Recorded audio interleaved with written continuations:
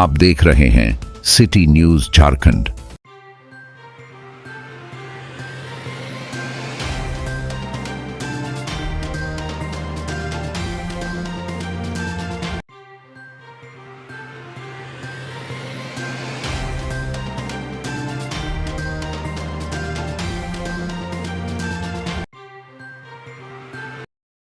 बालाजी एक ऐसा नाम जो लगातार मजदूरों का कर रहा है शोषण।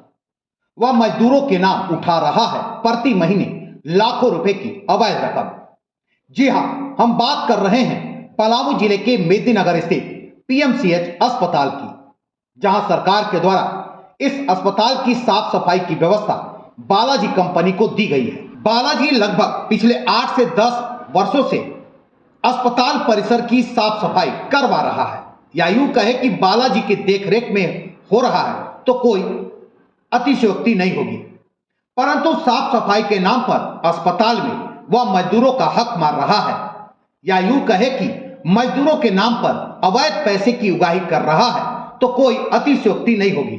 जी हां, एमओयू के तहत बालाजी को डाल्टनगंज पीएमसीएच में सफाई के लिए 135 सफाई कर्मियों को लगाना है, परंतु पिछले 8 से 10 वर्षों से बालाजी काम कर रहा है और मात्र 12 सफाई कर्मियों के भरोसे। जी हां, बालाजी कंपनी सरकार से 135 सफाई कर्मियों के नाम पर पैसे की उगाही कर रहा है। हद तो तब हो गई जब राज्य के मंत्री राधा कृष्ण किशोर ने इस सवाल को उठाया तो बालाजी कंपनी पर जांच बैठ गई है। बालाजी का आप रजिस्टर देखेंगे तो हर सफाई कर्मियों का सिर्फ अंगूठा दिखेगा, यानी अंगूठे का निशान दिखेगा। आप इससे अंदाजा लगा सकते हैं कि बालाजी कंपनी किस तरह से सफाई कर्मी के नाम पर अवैध पैसे की उगाही कर रहा है। जांच में क्या सामने आया कहना मुश्किल है, परंतु बालाजी का यह कार्य लगातार जारी है। आज भी बालाजी कंपनी 135 कर्मियों की जगह कम सफाई कर्मियों से ही काम चला रहा है। हालांकि जिला प्रशासन ने बालाजी कंपनी के इस तरह के कार्य को देखते हुए उसकी कार्यशैली पर उंगली उठाते हुए जांच तो बैठा दिया है, परंतु बालाजी की कार्यशैली में अभी तक कोई अंतर नहीं आया। बालाजी के जो कर्मी हैं वो शाम होते ही नशे में धुत हो जाते हैं और अपने कर्मियों के साथ दुर्व्यवहार भी करते हैं। ये बातें हम नहीं बल्कि पांकी के विधायक कुशवाहा डॉक्टर शशि भूषण मेहता ने कही। राज्य के वर्तमान वित्त मंत्री राधा कृष्ण किशोर ने पहले ही सवाल उठा दिया है। वह जिला प्रशासन को जांच कर कार्रवाई करने की बातें कही है, साथ ही सरकार को भी लिखने की बातें कही है। अब देखना यह होगा कि इस तरह के रवैये के खिलाफ जिला प्रशासन क्या एक्शन लेती है। वह बालाजी के कर्मियों सहित उसकी कार्यशैली पर जिला प्रशासन का कौन सा अगला कदम होगा। देखिए,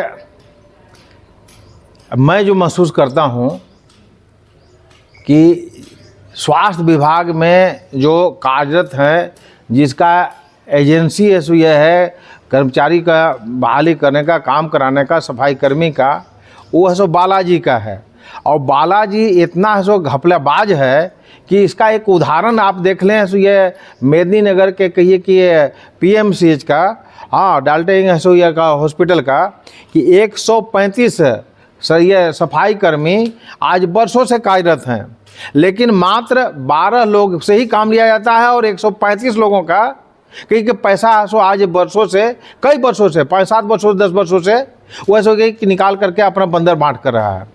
हम सरकार से कहना चाहेंगे, माननीय हेमंत सोरेन जी बड़े ही है सो ये संवेदनशील है सो ये जुआ है सो ये मुख्यमंत्री हैं, हम उनसे कहना चाहेंगे कि ऐसे घोटालेबाज ऐसे के विरोध में तुरंत है सो ये FIR करे सरकार, और इसको जो पैसा है सो ये किया गया है, घपलाबाजी किया गया है, उसको सो ये कहिए कि लौटवाने का, अपने सरकारी खजाने में सो डलवाने का काम करें। और ये इस पर कार्रवाई इसलिए भी जरूरी है कि ये व्यक्ति ये कहिए कि न्यूनतम मजदूरी भी नहीं देता है, महीना पैसा भी नहीं देता है। 4 महीने में कभी 2000 डाल देगा ऐसे अकाउंट में, कभी ऐसे 1000 डाल देगा अकाउंट में, और ऐसे ये कि कब हमारा परमानेंट होगा, कम रेगुलर हो, इसी बहाने से ऐसे बूढ़ा हो जा रहा है लोग, ऐसे 10-12 साल से काम 20 साल से कर रहा है लोग। तो ये कहिए कि घपलाबाजी घोटाला का ऐसा दूसरा नाम कहिए कि अभी आया है, ये संज्ञान में आया है, और सरकार को हम उसके ये से आज है आग्रह करना चाहेंगे कि इसको तुरंत इस पर FIR करे और इसको ऐसे ये जो कॉन्टेक्ट है इसको ऐसे ये कहिए कि उसको रद्द करने का काम करें और इस पर कार्रवाई करने का काम करें। इसे और जांच अगर बढ़िया से होता है तो पूरे पलामू में हम समझते हैं कि इसका सो ये है कॉन्टेक्ट है, तो ये बहुत बड़ा है सो घोटाला और घपला है सो पता चलेगा और हम समझते हैं कि ये कई करोड़ में जाएगा। तो इस पर सरकार को तुरंत है सो कार्रवाई करने के चाहिए और इसको ये जो है कॉन्टेक्ट है उसको रद्द करना चाहिए। देखिए ये जो है ना, ये रहता है, ये कहिए कि इसका डायरेक्टर है या कहिए कि कंपनी का में ये बालाजी का मेन जो होता है वो रांची में रहता है। और ऐसे ऐसे लोग को बहाली कर दिया है कि अपने आप को गुंडा समझता है, अपने आप को रंगदार समझता है और मैक्सिमम लोग है सो कहिए कि पियक्कड़ है।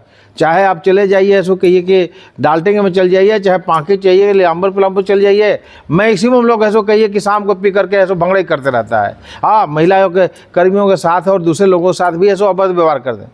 तो ये जो है ऐसे लोगों को निश्चित रूप से निंदा हम करते हैं और ऐसे ये इस पर ऐसो कार्रवाई करेगा तभी ऐसो इसको हटाने का काम करेगा और उसको और चीन करके पहचान कर करे कि कौन इस प्रकार से व्यवहार करता है, उस पर ऐसो प्रशासन कार्रवाई करे। और ऐसो ये इसका एक ही उपाय है कि इसका ऐसो कॉन्ट्रैक्ट को ऐसो कैंसिल करना और इस पर ऐसो कार्रवाई करना। एक एग्रीमेंट है बालाजी से राज्य सरकार के बीच, ये समझौता हुआ था और उन्होंने कहा था कि यहाँ जो रिक्वायरमेंट है 300 बेड के आलोक में जो सफाई कर्मी देना है उसकी संख्या होती है 135।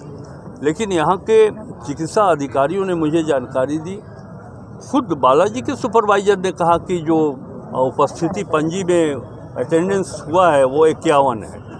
और 4 तारीख को डॉक्टर RK रंजन ने निरीक्षण किया था तो उन्होंने पाया कि मौके पर 12 ही सफाई कर्मी उपस्थित।